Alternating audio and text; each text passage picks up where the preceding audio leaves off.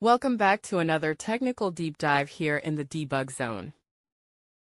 Today, we're tackling a big question and breaking it down with insights from other users. Hopefully, this clears up some misconceptions and helps you get the answer you need. So buckle up, stay a little curious, and let's jump right in.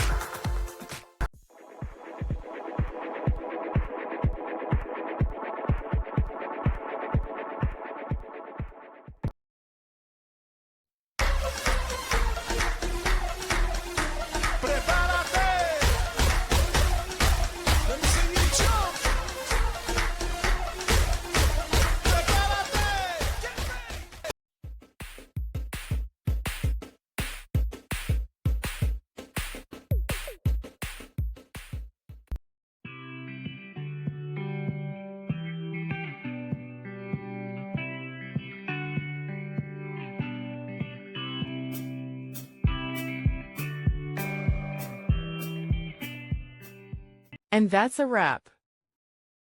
I hope you found the answer you were looking for. If you did, take a second to hit that subscribe button. It really helps out. And let me know in the comments which solution worked best for you. See you next time in the debug zone.